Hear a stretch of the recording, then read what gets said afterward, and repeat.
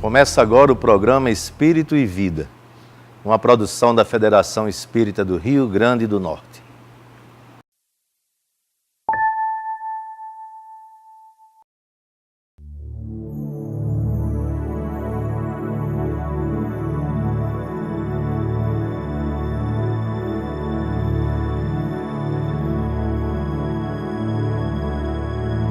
Ao vermos uma hélice de avião em movimento, não conseguimos distinguir cada uma das pás, mas apenas um bloco, como se elas fossem uma parede. E não são. Precisaríamos de óculos especiais para enxergar com clareza. Não se trata, porém, de ver com os olhos, mas de compreender com o espírito. Frente ao poder, ficamos fascinados. Diante de alguém que enfrenta grave doença, pensamos: nada deve ser pior. Quando um ser amado se despede da vida, dizemos: perdi. Entretanto, o poder pela própria natureza efêmera das coisas é ilusório. Diante da dor, o coração experiente sabe que o pior não é adoecer. O pior é produzir sofrimentos que poderiam ser evitados. E ante a morte, a alma lúcida não diz adeus, diz até breve. Como então adquirir clareza, lucidez e sabedoria que nos ajudariam a entender a vida? Quem tem sede deve buscar a água da fonte. A mente do Criador, matriz de todas as coisas, é a fonte inesgotável da luz de que todos necessitamos.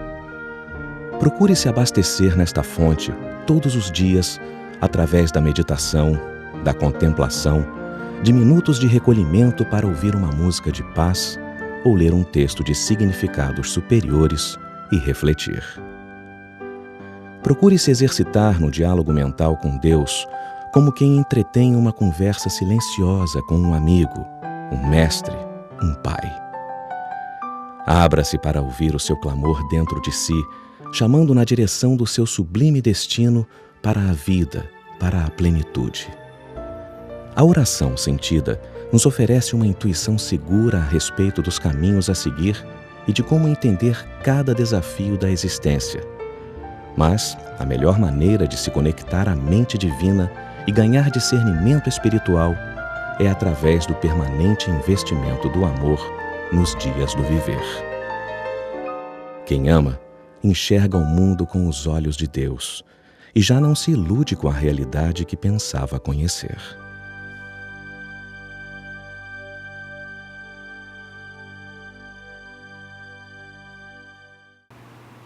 Jesus falava que a fé remove montanhas, inclusive a fé do tamanho de um grão de mostarda.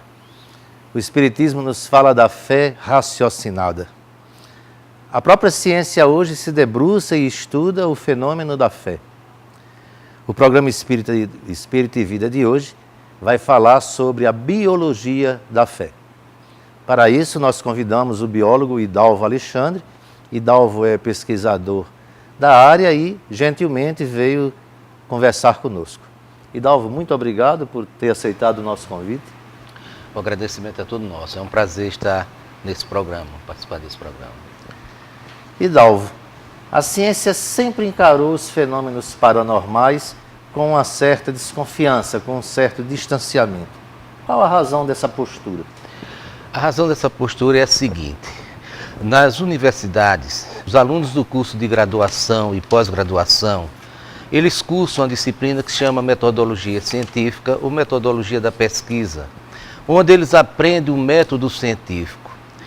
As pesquisas têm que ser realizadas que possam ser comprovadas por outros pesquisadores. Então, precisa pesar, medir, fazer análises químicas, dependendo da pesquisa, colocar os dados estatísticos, modelos estatísticos. Então, esse é o método científico. Como é que se vai fazer isso com o espírito? Pesar, medir, quantificar. Não é possível. Então, fica muito difícil isso. Mas essa divisão começou há muitos anos, começou com Copérnico, quando publicou da rebelião das esferas celestiais, onde mostrava que que era a Terra que girava em torno do Sol. 100 anos depois, Descartes estabeleceu a separação definitiva entre ciência e religião. As coisas do espírito ficaram no âmbito da religião e da metafísica.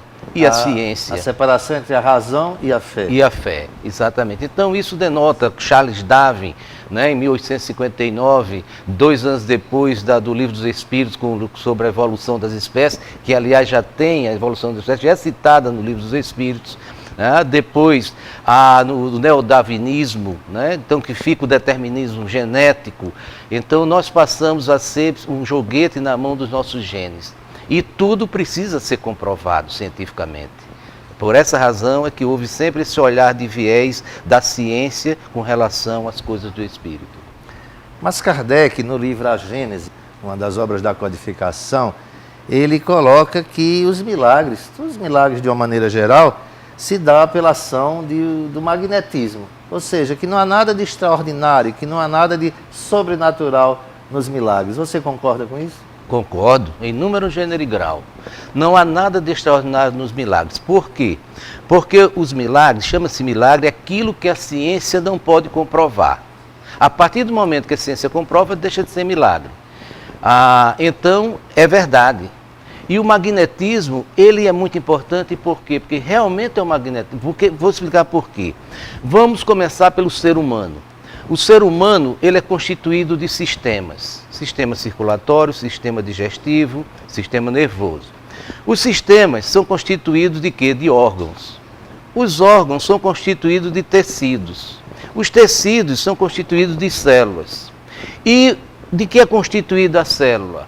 De polissacarídeos, que é açúcar, de lipídios, que é gordura, de ácido nucleico e proteínas. E o que são proteínas? Proteínas são cadeias de aminoácidos, tá certo? Que tem um formato e função físico em função da sua montagem e em função também das cargas eletromagnéticas. E as moléculas são formadas de quê? De átomos. O que são átomos? Vórtices de energia. Então, tudo que existe no universo, não é só sobre a Terra, no universo, tá certo? Tem uma assinatura energética. Então, é energia. Esse organismo que você descreveu tão bem, e também tem o corpo perispiritual, que já é outro departamento, outra conversa, não é? Mas esse organismo, enfim, ele é afetado pelas nossas emoções. Quando temos emoções negativas, por exemplo, quando temos estresse, quando odiamos, quando estamos depressivos, quando estamos tristes, quando pensamos mal a respeito de alguém, isso afeta de alguma maneira o nosso corpo material?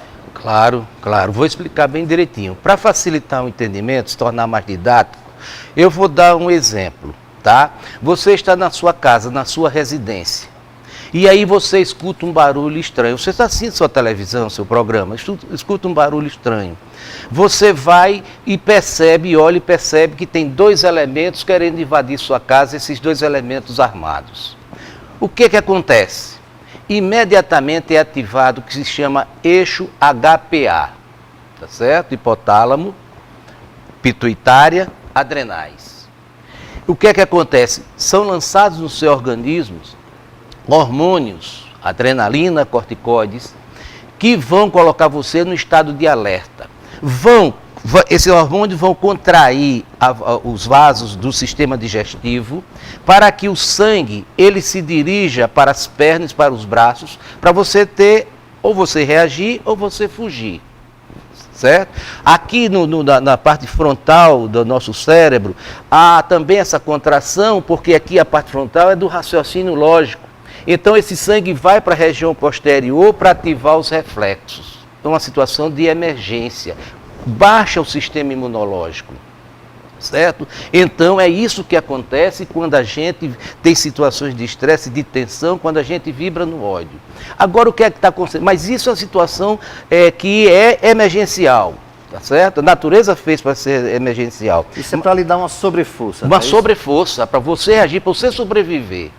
O que é que acontece hoje com essa vida moderna? Nós temos o caos do trânsito, nós temos a violência urbana, nós temos os conflitos nos relacionamentos, Então o que está acontecendo é que esse alarme está disparado toda hora. Então isso mexe profundamente com o nosso organismo, com as nossas emoções, o desequilíbrio das emoções. Esse é o problema do homem moderno. E quando você vibra no ódio, você está permanecendo isso. E tem mais. A nível celular, nas células, o que é que acontece? O oxigênio que a gente respira se combina com o sangue e vai para as células. Entra na célula. Esse oxigênio vai para uma estruturazinha que se chama mitocôndria, que vai pegar esse oxigênio com açúcar e transformar em energia. Quando você está na situação de estresse, não entrou O2 de oxigênio, então quando você está no estresse com ódio, essas coisas, então vaza o radical de oxigênio, tá certo? O O sozinho, que se combina com a água e forma água oxigenada dentro das suas células. Você começa a se oxidar de dentro para fora, enferrujar de dentro para fora. Daí o câncer, daí as úlceras, etc. Né? A gente vai dar uma paradinha, volta já, conversando com o Hidalvo Alexandre, biólogo, sobre a biologia da fé. Não saiam daí.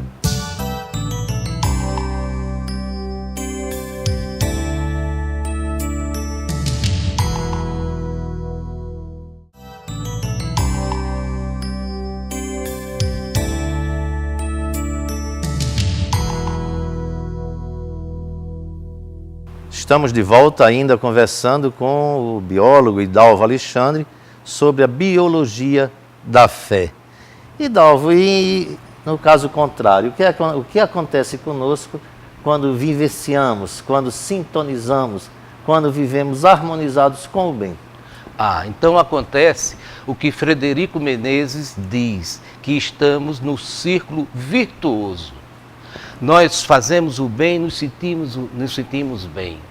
O nosso organismo recebe substâncias como a noradrenalina, como a serotonina, como a dopamina, que estão relacionadas com o nosso humor. Então nós sentimos uma paz, uma tranquilidade. E entramos em harmonia com a energia de expansibilidade do universo. O que Paulo Coelho diz assim: o universo conspira a favor de você, porque você está receptivo, você está aberto, tá certo? Então, isso ao nível do organismo, aquela sensação de bem-estar. No nível celular, que aí ninguém sabia, porque existem vários livros sobre o poder da mente, mas ninguém sabia explicar o que acontecia ao nível celular cientificamente. E um biólogo chamado Bruce Lipton, um biólogo norte-americano, que era descrente, que era agnóstico, ele conseguiu descobrir como acontecem as reações químicas ao nível celular quando nós temos fé, quando nós temos sentimentos altruísticos. Então, isso revolucionou a biologia, são pesquisas de 10 anos para cá, que ele mostrou que a célula consegue sobreviver sem o núcleo, derrubando todos os dogmas da biologia celular. Ele retirou o núcleo das células, a célula continuou a funcionar normalmente. Claro que, à medida que as estruturas celulares, as organelas iam se desgastando, não tinha como repor. A célula também não fazia, mas não se reproduzia, porque perdeu o mecanismo reprodutor, que é o núcleo. Então ele descobriu que quem manda na célula é a membrana celular. Isso comprovado cientificamente, vários trabalhos científicos publicados nessa área. Então, o que é que acontece? Quando nós enviamos mensagens de fé para o nosso organismo, tá certo? Os receptores da membrana celular, tá certo? Que a membrana celular tem as proteínas como se fosse uma azeitona, sem caroço e colocado como se fosse pimentão vermelho. Tem as terminações receptores e executores. Então, quando a gente manda essa mensagem para as nossas células e ela recebe. Eu estou me lembrando de dois casos aqui. Uma pesquisa que se fez no hospital com pacientes que não tinham nenhum tipo de crença e uma parte de pacientes que tinham alguma fé. E os pacientes que tinham alguma fé se recuperaram mais rapidamente, tiveram respostas mais imediatas ao tratamento do que aqueles que não acreditavam em nada. Lembro também de uma italiana, não lembro o nome da italiana, alguns anos atrás, que uma doença terrível, degenerativa, ela vivia em cadeira de rodas e foi a Lourdes. E em Lourdes ela voltou a andar. E os seus médicos ficaram Sem explicação. impressionados com esse fato. Como que a ciência explica você estava tocando, né, nessas mensagens do cérebro Exatamente. para as células e tal, como é que a ciência explica fatos como esse de Lourdes ou como essa pesquisa do hospital? Eu vou explicar. O dogma da biologia celular e molecular é que o DNA controlava a nossa vida. Nós éramos simplesmente cumprir o que os genes determinavam, o determinismo genético. Então era DNA fazer uma cópia de RNA que ia para o citoplasma, reunir os aminoácidos para formar as proteínas. Mas um biólogo chamado Rod Tenney provou que essa informação não é só de DNA para fora do núcleo. Ele provou que tem o fluxo em sentido inverso. Foi ridicularizado, tá certo? Dizendo que ele estava fazendo heresia, mas foi comprovado depois e ele ganhou o prêmio Nobel. Então, quando nós enviamos a fé verdadeira, então essas emoções vão para as nossas células e pegam esse caminho, o sinal do ambiente, tá certo? Na célula. E isso criou um novo ramo da biologia, chamado epigenética. São pesquisas recentíssimas que ainda não estão nos compêndios de biologia. Quer dizer que ter fé nos faz bem, faz bem. Tanto materialmente como espiritualmente. Somos pessoas melhores quando temos fé? Temos fé. Quando temos fé. Que maravilha. E hoje provado cientificamente, tá certo? Cientificamente. E por que nem sempre funciona ter fé? Por que nem sempre funciona o pensamento positivo? A criatura, eu quero, eu posso, eu faço, e a coisa não se concretiza como ela mentalizou. Pronto. Eu não sou a pessoa certa para responder essa pergunta, porque isso é mais da área da psicologia. Seria melhor respondido por um psicólogo. Mas eu vou tentar, dentro das minhas limitações, explicar o que acontece. Nós temos uma mente consciente e uma mente subconsciente. Essa mente subconsciente ela é formada por tudo que a gente passou na vida, por todas as informações que passou na vida. Então, se a pessoa chega, desde criança começa, não se aproxime dessa varanda que você pode cair. Não entre nessa piscina que você pode morrer afogado. Essas coisas vão ficando no subconsciente. Você cresce, você sabe que chegar na varanda não cai, mas quando você chega na varanda, você sente aquele friozinho na espinha, aquele medo. Se você vai entrar numa piscina, você tem o seu cuidado. E a mesma coisa quando chega certos pais que dizem para os filhos, você é um imprestável, você não serve para nada, você não era para ser meu filho. Isso fica no subconsciente. E depois, na frente, quando você está com o seu consciente quer uma coisa, mas não consegue. Porque seu subconsciente bota essa mensagem para você. Então, precisa vencer isso. Você quer ter fé, mas não consegue. Então, você acha que está acreditando, mas no fundo aquilo bate contra tudo aquilo que você introjetou. Exatamente. Ou seja, eu posso, mas na verdade você mesmo não acredita em você, é isso? Há pessoas que têm medo do sucesso. Exatamente. Tem medo do sucesso, exatamente. É a briga, essa questão da nossa infelicidade, que muitas pessoas são infelizes, dos desequilíbrios emocionais, é essa guerra nossa. Esse é o principal nosso inimigo, é o nosso subconsciente, por essa briga com o consciente. Essa é a razão, mas isso é uma área para os psicólogos. Rapidamente, para fechar esse bloco, isso hoje é um consenso entre os cientistas, essa maneira diferente, nova de encarar a fé? É sim, por quê? Porque a ciência quer comprovações científicas e várias universidades do mundo inteiro estão debruçados até no Brasil, na Universidade de São Paulo, tem pesquisas estudando essas questões paranormais, essas questões da fé, esses fenômenos que acontecem espirituais.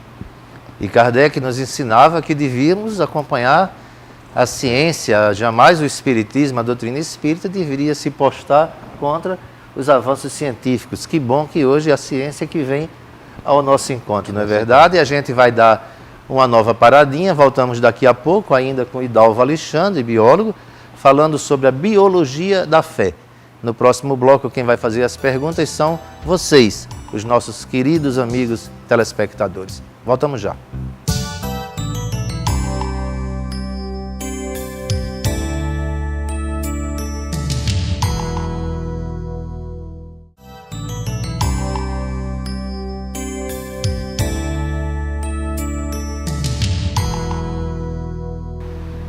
Vamos agora ao quadro O Espírito e Vida, responde. Nesse quadro, quem faz as perguntas, a Idalvo, biólogo, falando sobre biologia da fé.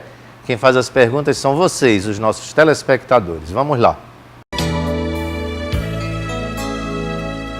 Meu nome é Rafael. Idalvo, a fé depende de religião? Não, absolutamente não. Independente da religião que você abraçou, a fé não depende de religião. Até quem não tem religião pode ter fé. O Frei Leonardo Boff perguntou ao Dalai Lama qual é a melhor religião.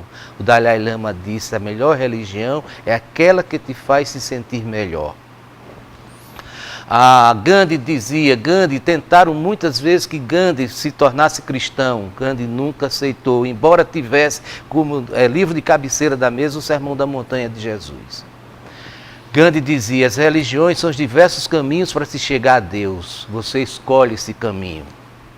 E ultimamente, o Papa Francisco, esse Papa maravilhoso que reacendeu a fé dos nossos irmãos católicos, ele disse: quem tem luz não precisa mostrar a sua religião, basta mostrar o seu amor.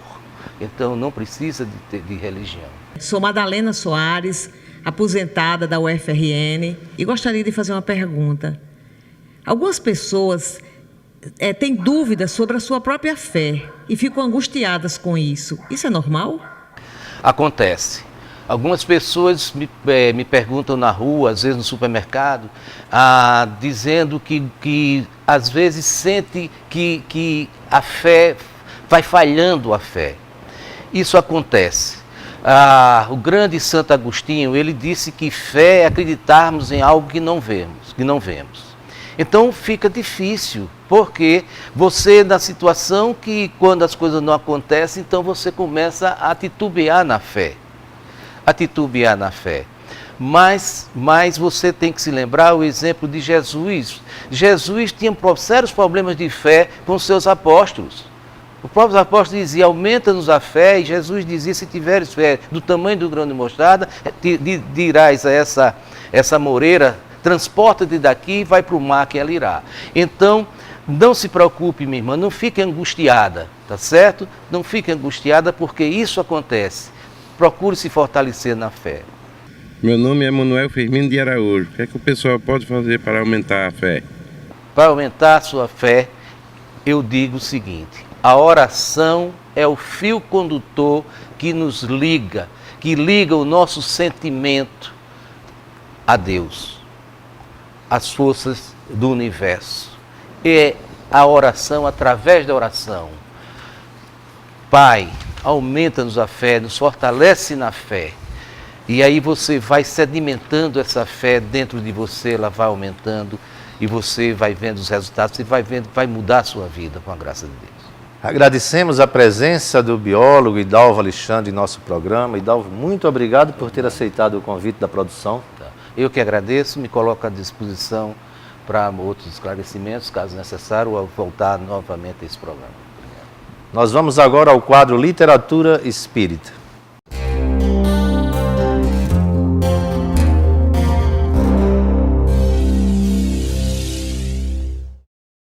Você gostou do programa de hoje?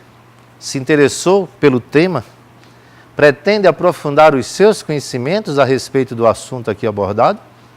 O nosso programa dá dicas de livros que podem auxiliar você nessa pesquisa. Anotem aí: O Livro dos Espíritos e A Gênese, ambos de Allan Kardec. A Bioenergia no Campo do Espírito, Carlos de Brito Embaçaí.